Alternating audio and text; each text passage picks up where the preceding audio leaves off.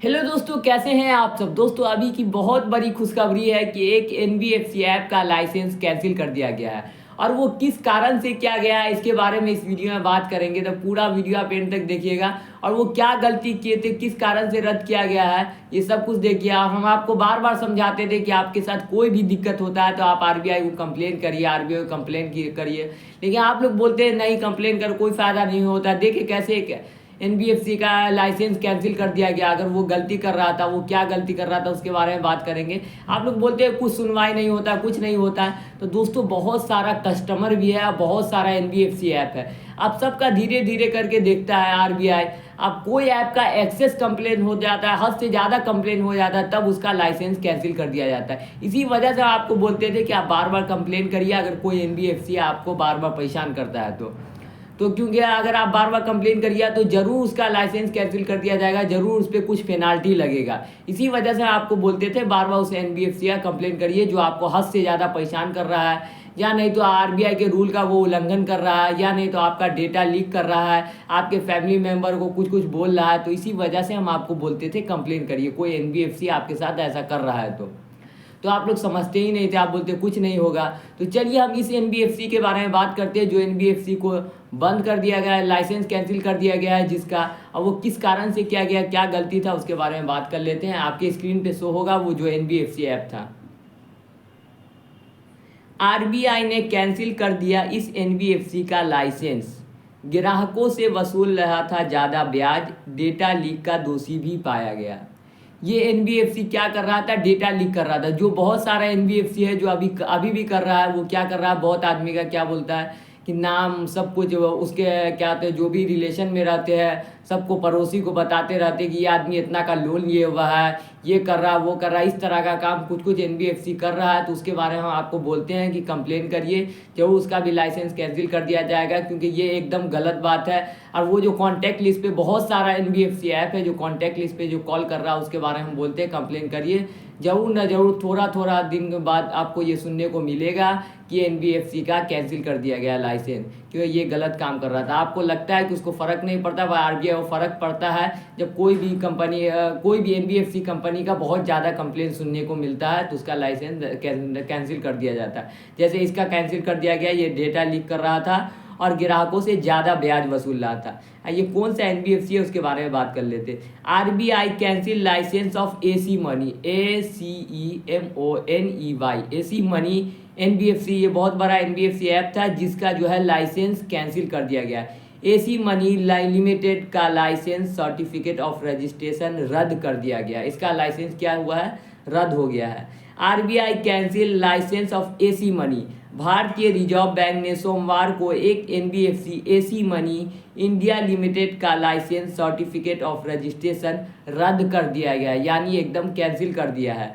RBI ने इस bank को गलत लैंडिंग प्रोसेस में लिप्त पाया गया, जिसके कारण ये कार्रवाई की गई। एसी मनी को अलग अलग ऐप के जरिए ग्राहकों से अधिक ब्याज लेने का दोषी पाया गया। यानी ये बहुत सारे ऐप से जो है ना क्या करता था, ज़्यादा ब्याज लेता था। और इसके साथ ही इस ग्राहकों की निजी जानकारी को भी लीक का दोषी पाया गया है। ये क्या करता था, जो भी ग्राहक का जो भी नाम, पता, एड्रेस और जो भी कुछ वो देता था और अपना फ़ोटो जो देता था उसको जो है ना ये लीक कर देता था, उसका पर्सनल इन्फॉर्मेशन को लीक कर देता था। इसी वजह से इसका लाइसेंस कैंसिल कर दिया गया है। एसी मनी को मुख्य रूप से आउटसोर्स किया जा रहा था। फाइनेंशियल सर्विस में आरबीआई के गाइडलाइंस का उल्लंघन का दोषी पाया गया है। खासकर एसी मनी अलग अलग थर्ड पार्टी ऐप्स के जरिए डिजिटल कर्ज बांट रही थी, जिसे लेकर इसका लाइसेंस कैंसिल कर दिया गया।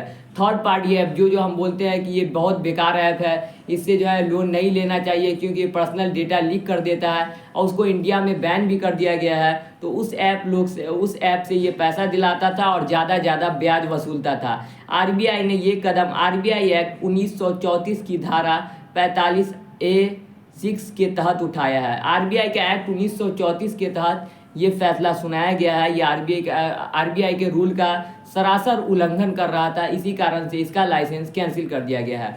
2017 में रजिस्टर हुई थी एसी मनी। ये कब हुआ था, 2017 में रजिस्टर हुआ था, एनबीएफसी रजिस्टर हुआ था ये जो एसी मनी ऐप है। एसी मनी इंडिया लिमिटेड को 21 फरवरी 2017 को COR नंबर के तहत रजिस्टर किया गया था। हालांकि ये एक्ट लोन, एजी मनी, नाइस कैश और अन्य दूसरे ऐप के जरिए लोन बांटता था। यानी ये जो थर्ड पार्टी ऐप है, बेकार ऐप है, वो सब के जरिए लोन बांट रहा था और ज़्यादा से ज़्यादा ब्याज वसूल रहा था। और वो ऐप एनबीएफसी रजिस्टर भी नहीं था और उससे ये लोन दिलाता था और ज़्यादा से ज़्यादा ब्याज वसूलता था और क्या था, पर्सनल डेटा लीक करता था कि इससे ज़्यादा से ज़्यादा इंटरेस्ट मिल सके और ज़्यादा से ज़्यादा पैसा वसूल सके। इसी कारण से इस ऐप को क्या बोलते हैं, इसका लाइसेंस कैंसिल कर दिया गया आरबीआई के द्वारा। और ये कोई छोटा मोटा न्यूज़ ऐप नहीं है, ये जी बिजनेस, ये बड़ा न्यूज़ ऐप ये की तरफ से ये न्यूज़ आया है कि आरबीआई ने कैंसिल कर दिया गया है इस एनबीएफसी ऐप का लाइसेंस। तो आपको समझ में आ गया कि कोई भी एनबीएफसी अगर आपके साथ ऐसे करता है, पर्सनल डेटा आपका लीक करता है, तो आप कंप्लेन कर सकते हैं आरबीआई को। आरबीआई की वेबसाइट पे जाके, अगर उसका वेबसाइट ना मिले, आप गूगल पे जाके सर्च मारिए, उसके बाद उसका आरबीआई का ईमेल आईडी मिल जाएगा, उस पर जाके आप कंप्लेन कर सकते हैं। अगर आपका पर्सनल डेटा लीक किया जाता है, आपके घर रिकवरी एजेंट विदाउट इन्फॉर्मेशन आपको दिए हुए भेजा जाता है, बिना परमिशन के आपके घर रिकवरी एजेंट भेजा जाता है और उसके पास visiting letter, ID card, authorization letter, इस टाइप का कोई भी कागज़ नहीं होता है, तो आप उसका कंप्लेन कर सकते हैं और उसका लाइसेंस कैंसिल भी किया जाएगा अगर वो गलत कर रहा होगा तो। इसी वजह से हम आपको बार बार समझाते हैं कि कोई भी एनबीएफसी अगर गलत करता है तो आप क्या करिए कि उसका बार बार कंप्लेन करिए, उसका लाइसेंस ज़रूर कैंसिल किया जाएगा। तो आपको ये बात समझ में आ गई। अगर कोई भी एनबीएफसी अगर आपके साथ ऐसा करे तो आप उसका कंप्लेन ज़रूर करिए, क्योंकि जब तक आप उसको छोड़े रहिए, आप चाहिए कि नहीं कंप्लेन करें, कुछ नहीं होगा, कंप्लेन करने में कुछ कहाँ सुनवाई होता है, तो उससे कोई भी उस ऐप को फ़र्क नहीं पड़ेगा और वो इसी तरह का गुंडागर्दी करता रहेगा, सबसे ज़्यादा इंटरेस्ट लेगा और सबको हद से ज़्यादा परेशान करेगा।